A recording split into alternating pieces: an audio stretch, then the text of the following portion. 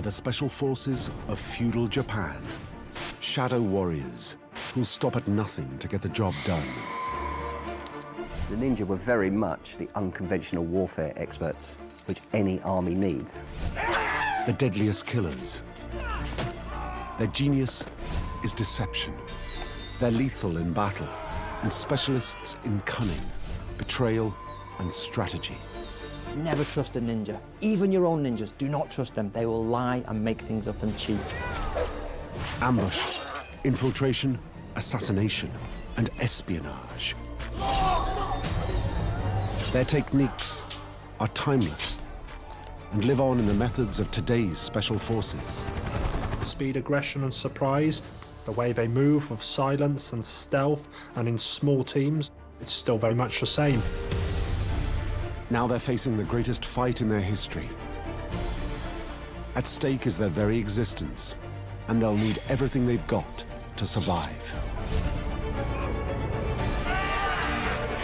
This is the incredible story of the ninjas of Iga and their extraordinary rise to become an indispensable part of the Japanese military machine.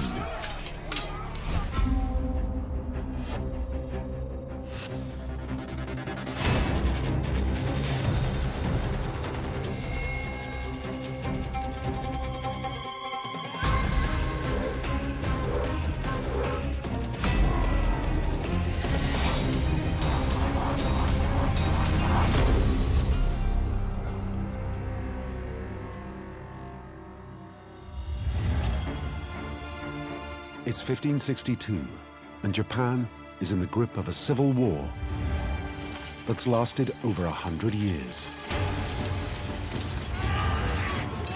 Warlords and their militias roam the countryside in a rampage of destruction that's tearing the country apart. In the wilds of central Japan, a year-long campaign is culminating in a siege. And the prize for the attacker is Kaminojo Castle. Determined to take it is an ambitious young warlord called Tokugawa Ieyasu. But he's facing a serious problem. Because inside the castle are his daughters. And they'll be killed if he attacks. Years earlier, he agreed to send them to Kaminojo in a peace deal. It's standard procedure in a country where no one trusts anyone.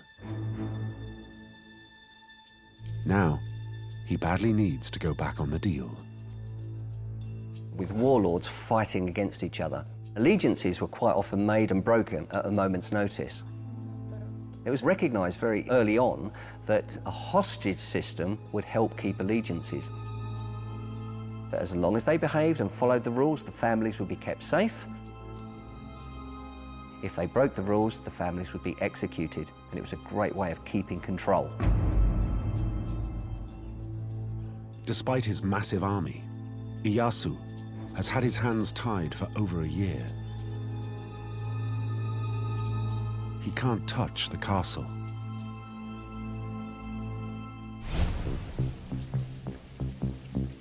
But Ieyasu is smart, and he's contacted a uniquely gifted fighter, a specialist called Hattori Hanzo. And Hanzo is known for one thing: unconventional warfare.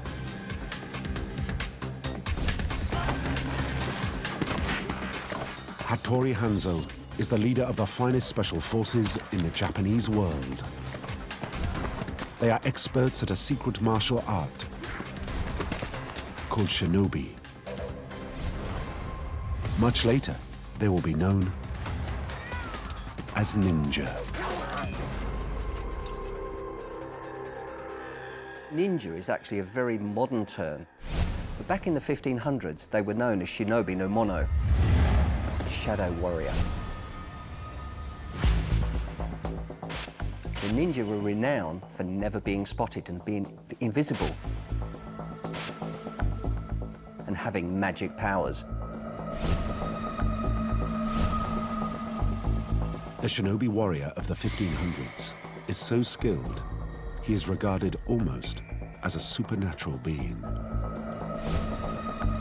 But just like today's special forces, he's developed a unique set of tactics. To solve problems on the battlefield, conventional troops can't.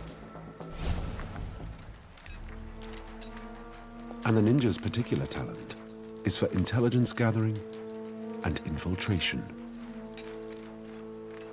The samurai army needed spies and it needed commandos. So ninja would develop these skills. They spy and they do commando infiltration raids. And these were needed for frontline troops or for information gathering.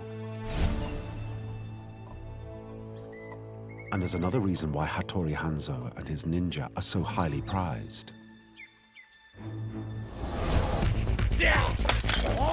Japanese armies are run by an officer class of samurai. At the heart of their combat training is a strict code of gentlemanly honor.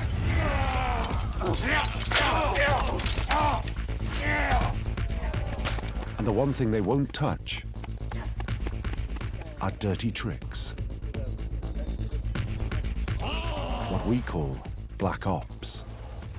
Assassination, murder, and sabotage.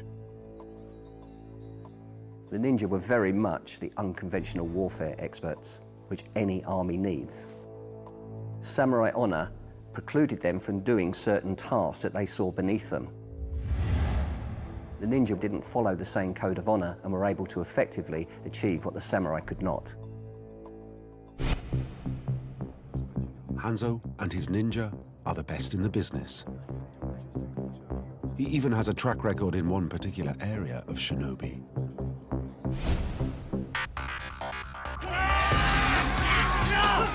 He's an old hand at penetrating castles and freeing hostages. Ieyasu doesn't take much persuading to sign the ninja up. And there's just one order. Rescue my daughters. Now Ieyasu saw the immense capability of Hattori Hanzo as the commander, the general for the ninja. And he brought him in as one of his generals. And as one of his generals, he was feared and he became known as Devil Hanzo.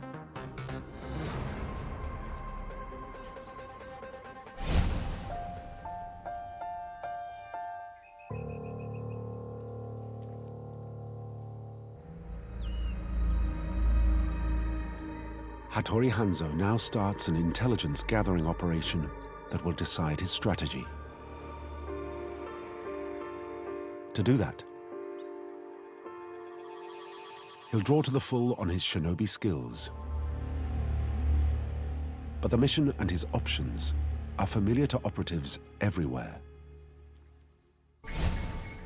Tactics that are routine today were pioneered by the Shadow Warriors 500 years ago. The ninjas have developed a series of tactics that are almost universal and they haven't really evolved or changed much. There's little marginal improvements here and there and technology comes into it in different weapon systems. The essential elements are still very much the same. Speed, aggression and surprise. The way they move with silence and stealth and in small teams, it's still very much the same.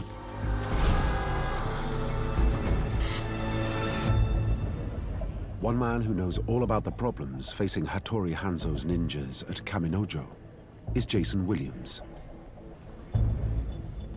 Now living in Japan, he fought for 5 years in Iraq and Afghanistan with the SAS. And that presented intelligence gathering challenges that are very familiar to Hattori Hanzo. Getting good information boils down to a handful of options. You're usually going into an enemy complex or an enemy building, maybe an enemy compound. There are two ways of doing it. You can do a long-term operation or you can do a short-term. Long-term means more of a sleeper cell approach. You'll be going in maybe a few years before you even get any information out. It's a very long-term operation and there's a lot more risk to the individual who's involved and a lot more stress on them.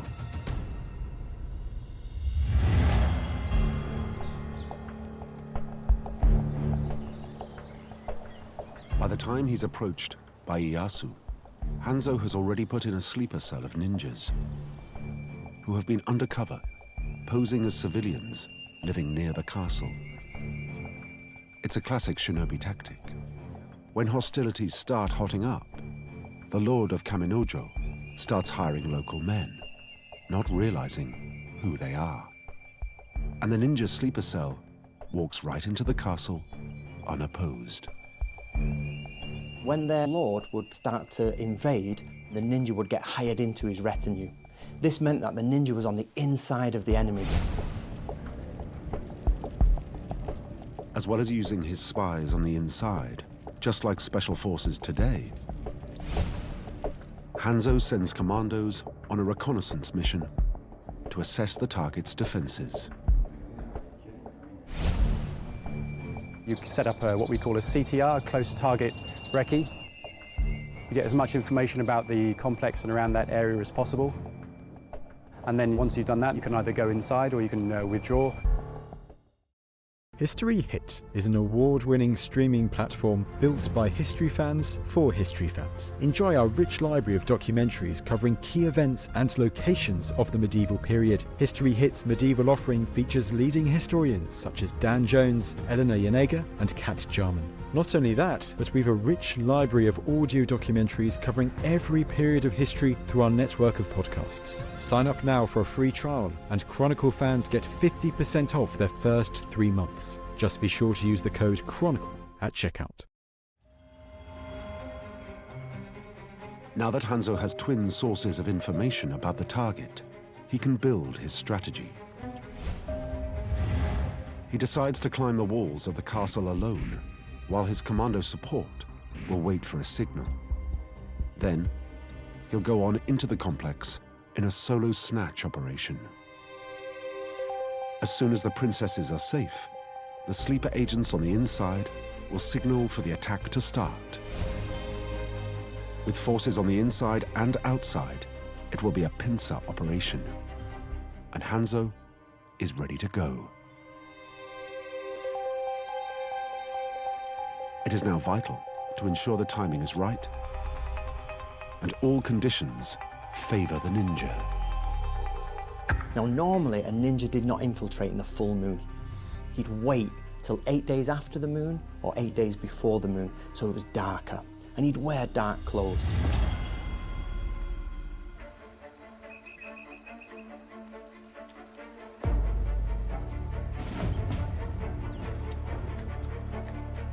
Using tried and tested ninja techniques, Hanzo now rises up the castle walls. He'd use iron spikes, and he'd place spikes in the castle wall, and he'd climb all the way up to the top. Once at the top, the ninja starts to saw through the walls using special shinobi tools.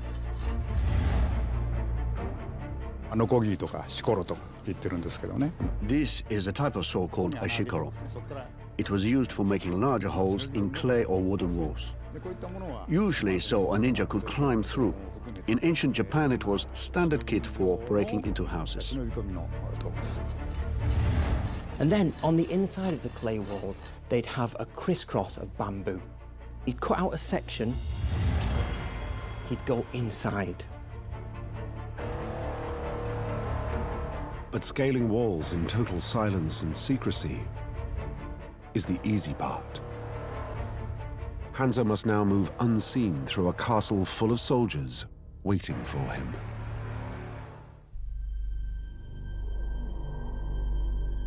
Now, once he's inside, he'd wait. He would be waiting for the people to come along with torches on patrol. Hanzo's ninja skills allow him to elude detection completely. But he can't afford to relax. He knows the enemy will have prepared for him. He has to be careful because their dark patrol comes past. These are the people without torches. They would be looking for ninjas.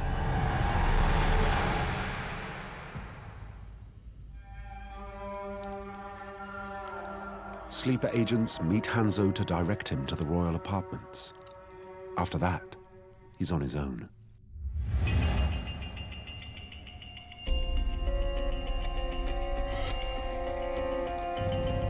The ninja must now overcome sentries and make his way deep into the castle complex.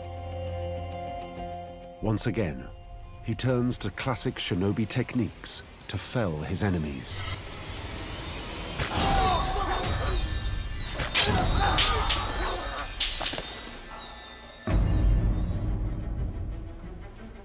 With the guards dispatched, Hanzo must seize the hostages. As planned, the ninja double agents signal to Hanzo's commandos and Iyasu's samurai by starting fires on the inside of the castle.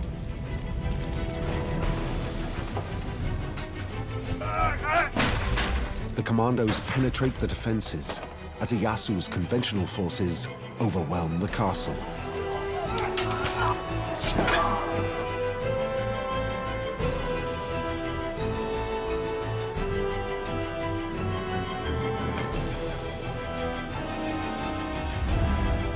The hostages are smuggled out in the mayhem.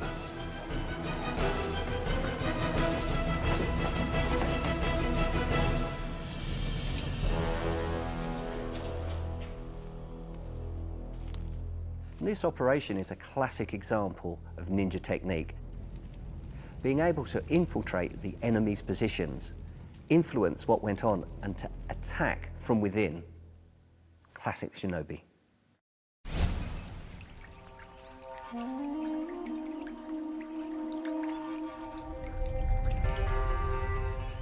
Hanzo's success not only confirms his reputation, but that of his fearsome homeland, now acknowledged as the region with the best ninja in Japan.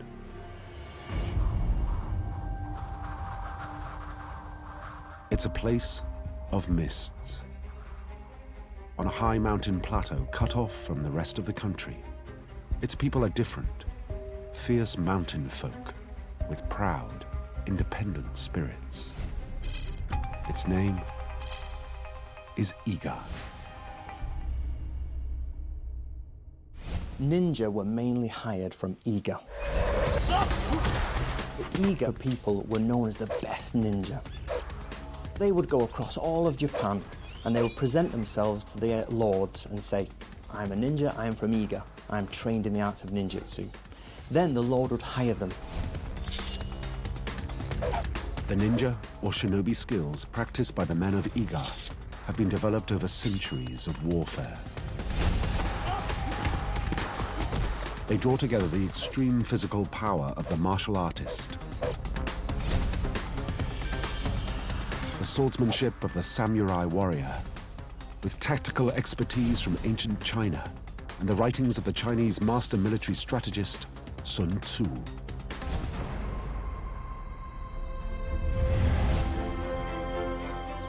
And it's in the rural hinterlands and highland villages where shinobi is perfected. Living in Iga means surviving a harsh mountain climate. And by the time a ninja starts his training, he's already tough. But to be allowed to become a shinobi warrior, he must go through a series of brutal tests. 忍者はどんな環境でも The ninja needed to survive in a huge variety of environments, whether on operations or intelligence gathering. And they trained for that by enduring exposure and low temperatures at high altitude. ずっと耐えなければいけません。 Like special forces today, constant training in mountain survival is at the core of the making of an effective operative.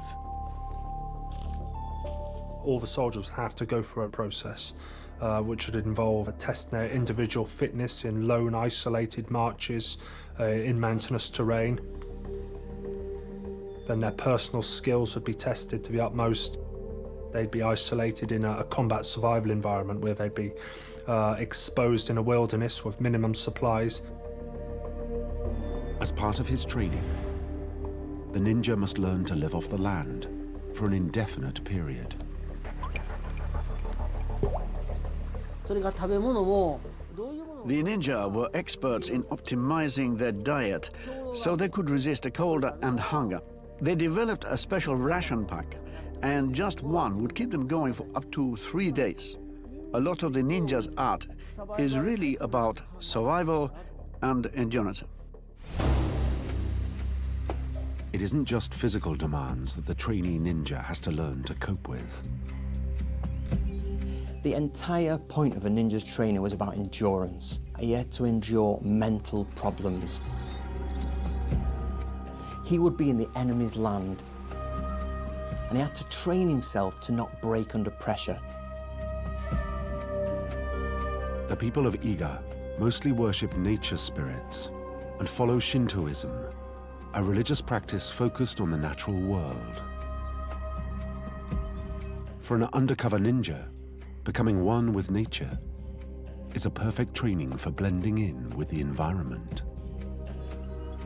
A ninja is a specialist of blending with the surrounding, is the ultimate expression of what in a way Shintoism is all about. It's about achieving utmost harmony with the environment. So a ninja would disappear to the eyes of the common viewer because he managed to become almost sort of seamlessly connected to the nature around it. Just like the ninja in 16th century Japan, today's special forces, like the Navy SEALs or the SAS, have an advanced training in camouflage and concealment. The ability to blend in with your surroundings is an essential skill. If you're in any natural area in countryside, you're always aware of how people are looking at you, or where they're going to be looking at you from. The SAS, like the ninja, have a sense of concealment drilled into them, so it becomes instinctive when operating covertly.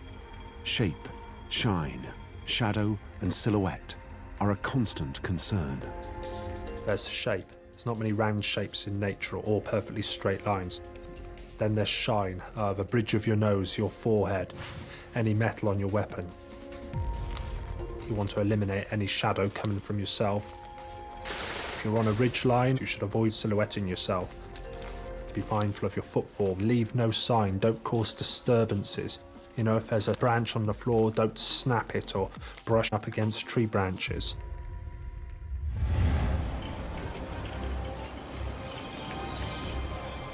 Over several centuries, the ninja rise to become an indispensable part of the Japanese military machine as intelligence gatherers and operational agents.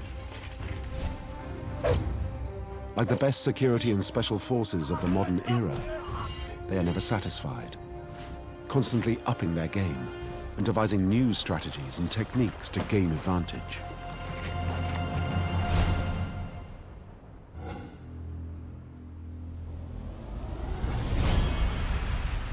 But now, 17 years after the siege at Kaminojo Castle, the Iga ninja face their biggest danger yet. It's a gigantic army, rolling through the country, crushing all it encounters.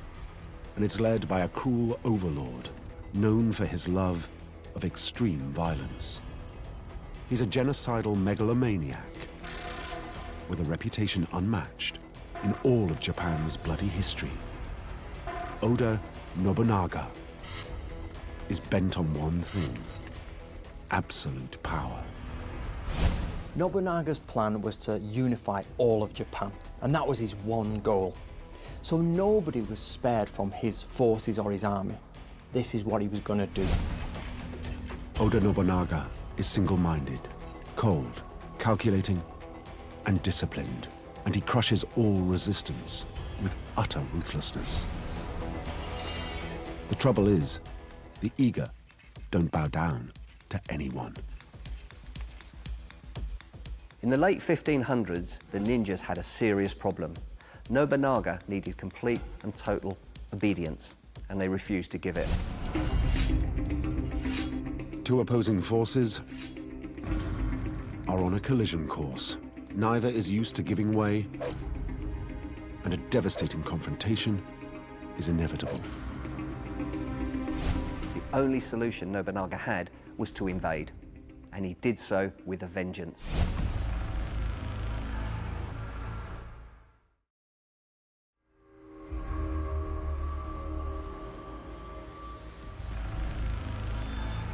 To tame the ninjas of Iga, Nobunaga sends in his toughest samurai. Crack troops, hardened by decades of bloodletting. The orders are to spare no one. But he makes one fatal error. He appoints a general who is completely unsuited to the job. That general is his son, Nobukatsu. Nobukatsu has no experience. Not just that, he's impetuous and undisciplined. It's about the worst combination of qualities a military leader could have. And he makes a host of errors. One of the worst is to underestimate his enemy.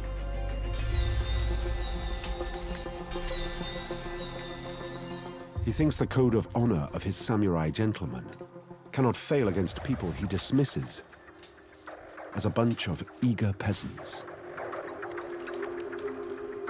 Right from the beginning, Nobukatsu made some basic mistakes. He utilized warfare in a samurai mentality. He didn't recognize that you needed special forces. His biggest mistake was not using ninja of his own. Without intelligence from ninja spies, Nobukatsu charges blindly into enemy territory.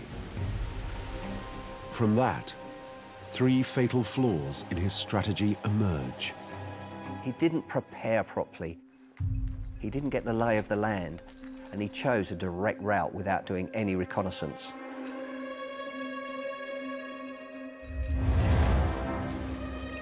It's a serious blunder. Nobukatsu is entering unknown territory. And what he doesn't know is that Iga is unlike any other place in Japan. Iga has a river running through the middle called the Hattori, and on certain days the whole valley is thick with a mist. Sometimes Iga can seem like a hidden world, shrouded in mist and fog.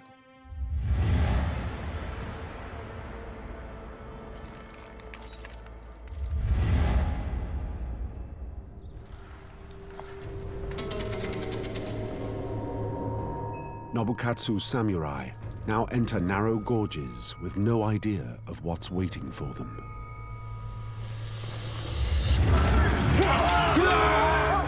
Suddenly, in front of them, is the last person Nobukatsu and his troops want to see.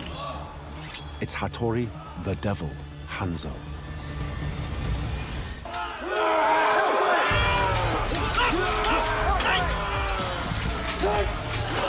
Just at that moment, the weather closes in. Fog suddenly filled the valley, and this is where the ninja do what they do best. They got down close and personal.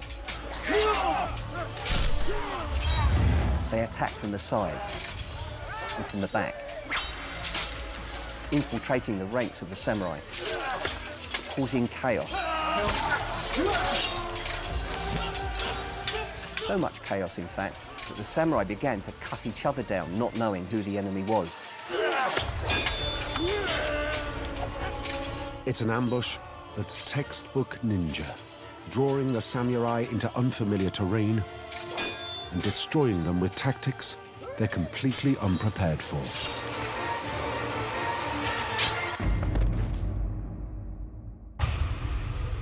It has disastrous consequences for the invaders.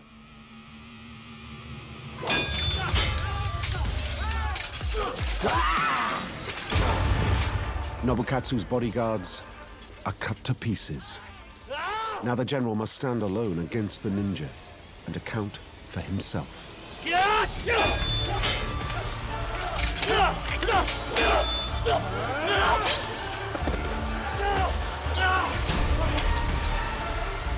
And in that chaos, Nobukatsu made a run for it.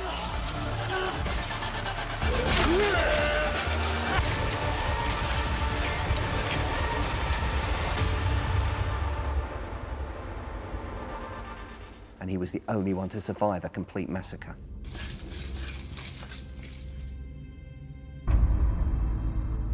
The defeat sends shockwaves through the country.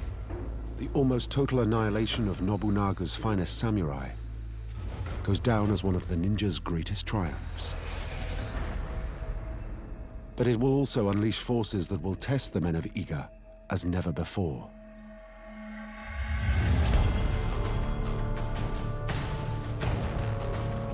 Within days, the ninja spy network reports Nobunaga mustering the biggest army Japan has ever seen. Columns are streaming from every region with one order: destroy Iga. The ninja know they can't defeat so huge an army, and there is only one solution. Nobunaga must be assassinated.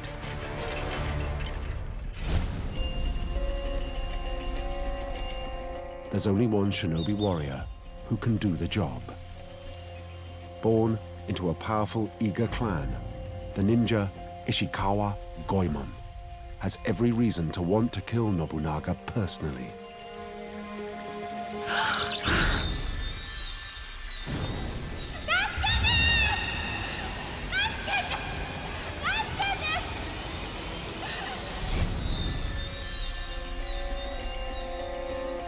His whole family was murdered by Nobunaga's forces, and getting revenge has been his life's ambition.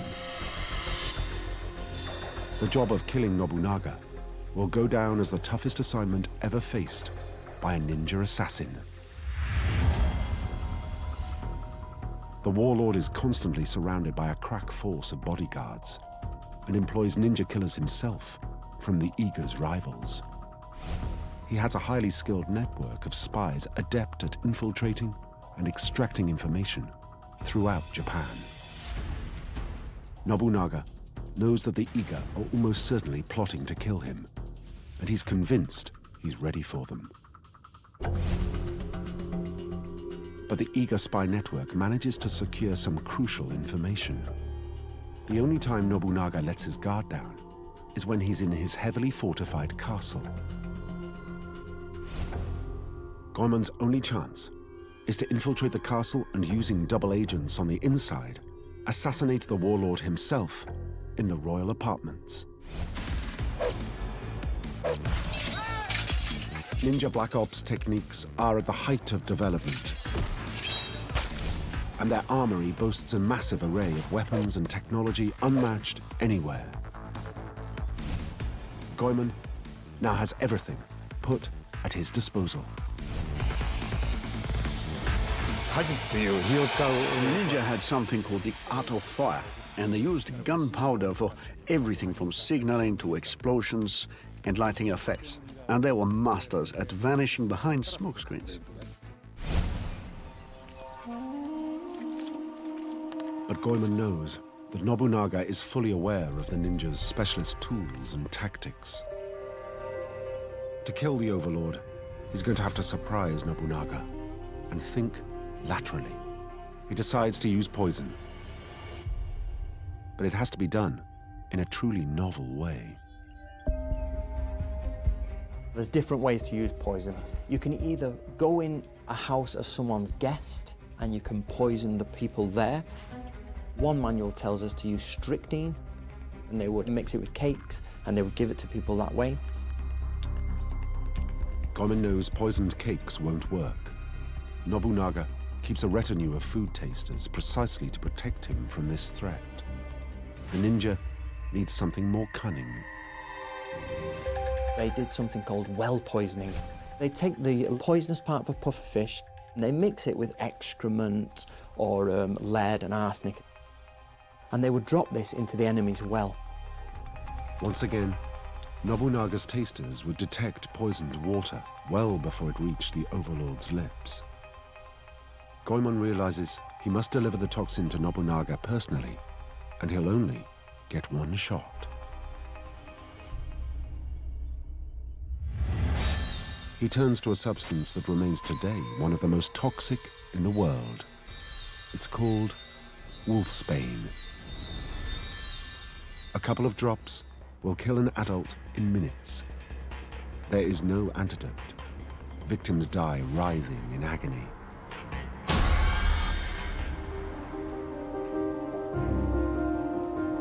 Now Goemon must craft his method of delivery.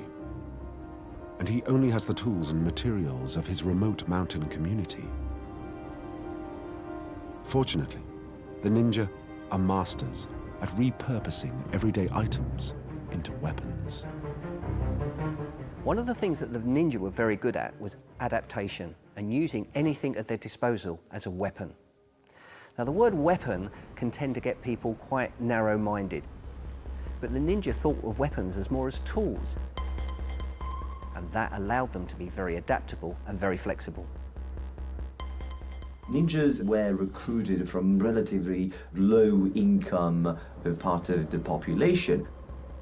They were accustomed to use very basic tools connected to agricultural activities. So most of the weapons resembled tools that you would find, in a garden or something like that.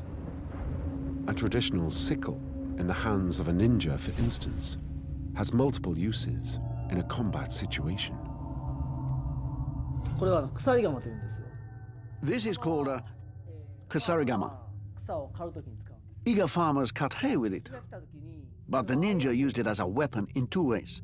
思いっきり投げるんですよ。 First, the ninja would throw the iron weight at the end of the chain so it wrapped around the legs of the enemy. こうやって振るんですね。でそして相手の足に絡ま When he fell, the ninja would attack him with the blade. まあこういう Very の effective. があるということで、これも武術の一つです。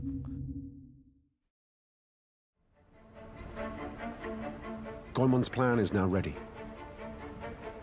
He's going to put the wolf's bane into Nobunaga's mouth in a way no one's ever thought of. But before he goes into action, there's one more vital element for the ninja's attack. In the chaos of battle, fear is the greatest enemy, and the ninja learnt from a very early stage that fear is something to be embraced.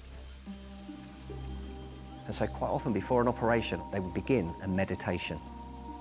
They would meditate on the fact that they had no home, no family, no friends, no country. All they had was themselves, their weapons, and their spirit. And this was so that they could act completely without distraction. Goemon turns to his spiritual training of Shintoism to prepare his mind for the assignment. He uses an ancient practice that hones concentration and produces complete psychological detachment from fear. It's called Kuji-kiri. Kuji-kiri is one of the ninja spiritual arts. A ninja would summon 9 concepts with his hands to make his mind strong. They're power, energy, harmony, healing, intuition, awareness, force, creation, Zen. Goemon has submitted himself utterly to the protection of his spiritual guides, and his mind is in peak readiness. Now he must go in.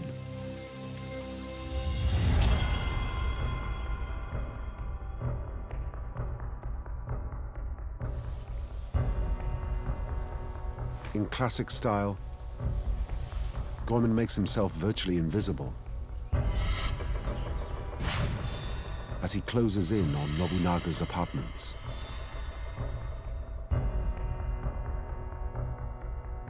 Double agents working on the warlord's staff have given him the information he needs to navigate his way to the target. Once inside the apartment complex, he maneuvers himself to a space above the royal bedchamber.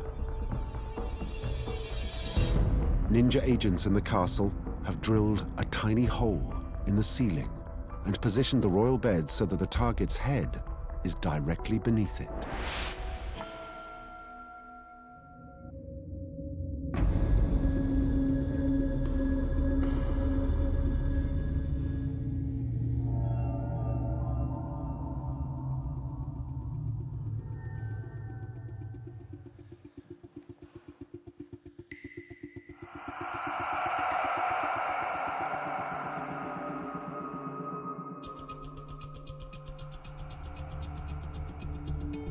Now the ninja applies the wolfsbane to the string.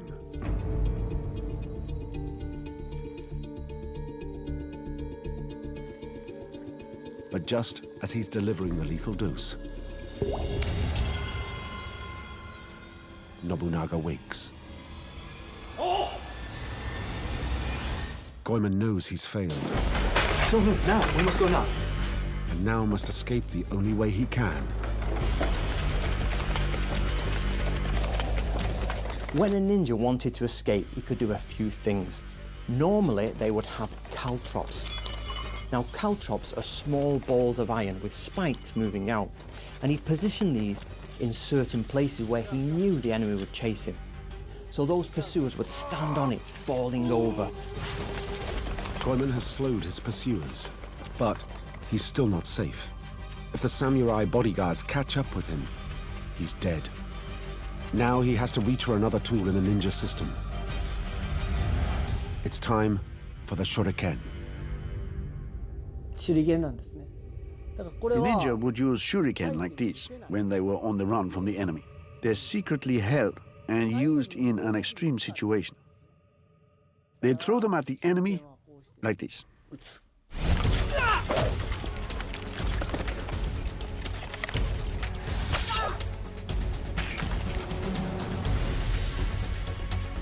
Goemon may have failed, but the assassination attempt is a textbook example of shinobi ingenuity.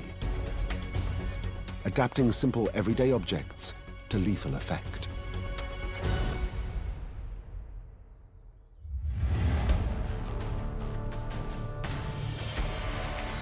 Nobunaga now goes on the warpath against the ninjas of Iga with violent determination. He takes personal command of his massive army and launches it against the whole region. Unlike his son Nobukatsu, he uses ninjas who are Hanzo's deadliest rivals. He gives only one order: spare no one. もう具体的に言うと、 Nobunaga was completely cold-blooded. He ordered his soldiers to kill everyone in Iga. Women, children, or monks. They were all slaughtered, regardless. The killing made the Iga ninja scatter across Japan. It's a bloodletting that remains notorious in Japanese history to this day. Nothing is left of the old Iga villages. Nobunaga had destroyed their homes, destroyed their families. This made them drop in social class. They had been displaced. This changed the history of the Iga people forever.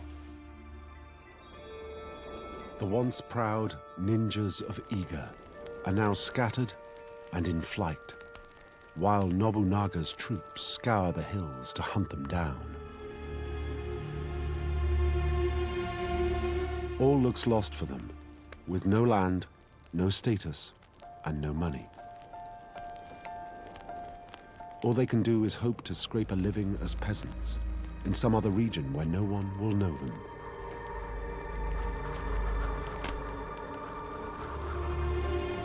Then, just as all seems lost, some extraordinary news comes through. In a palace coup, the cruel overlord, Oda Nobunaga, has been assassinated at Kyoto. Nobunaga had just become the ultimate power in Japan, and he sent his troops out to the provinces to spread the word. While Nobunaga was distracted, one of his close generals took advantage of that and assassinated Nobunaga to take power for himself. It's good news for the ninjas of Iga, but it also plunges Japan into political chaos. Nobunaga's killers now turn on the overlord's allies. Summary executions of all the senior figures associated with the old regime begin immediately. One high-ranking warlord in particular is suddenly in serious trouble. He's none other than Tokugawa Ieyasu. He has risen to become a close strategic ally of Nobunaga, and by chance, happened to be visiting him. Now Iyasu's far from home and on the wrong side, while a revolution erupts around him. The road home is teeming with his enemies, and he's trapped. When Oda Nobunaga was assassinated, Tokugawa Ieyasu found himself in a really dangerous situation. He had to get home, he had to get back to his lands. However, which was the best way to go? How could he do this? The only way Ieyasu can get home is to take a perilous journey across the mountains of Iga. It's a golden opportunity for Hanzo, who immediately uses his contacts and his dispossessed ninja force to help his old friend. Iga is Hanzo's home territory. The Iga people still there didn't trust Ieyasu. But Hanzo persuaded them to protect him and help him across the mountains. Hanzo had great authority with his people and used his connections and influence in Iga. As Ieyasu, Hanzo, and their men flee across the mountains, word gets back to the new regime. A hunter-killer unit of samurai pursue the ninjas, believing they can stop the escaping force and seize Ieyasu. This time it's the ninja who will face an ambush.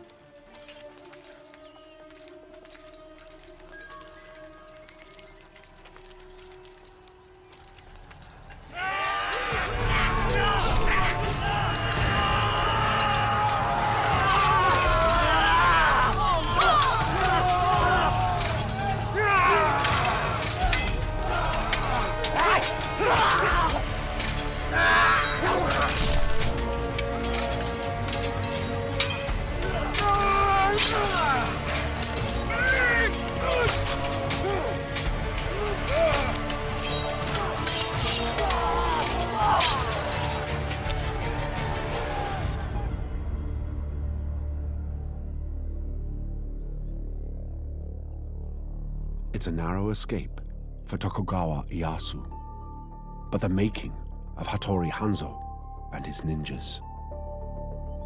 Now, because of this, Tokugawa Ieyasu was extremely grateful. They had saved his life. So he hired up to 100 of their men to help guard him at Edo Castle, modern-day Tokyo. With Nobunaga dead, the number of military campaigns and warring factions starts to dwindle. Iyasu's political career finally takes him to the very top, and he assumes complete control of a united and peaceful Japan. His triumph inaugurates a golden era for Japan and a 265-year dynasty of shoguns. And with them all the way are the ninja and the descendants of the greatest of them all, Hattori, the Devil, Hanzo.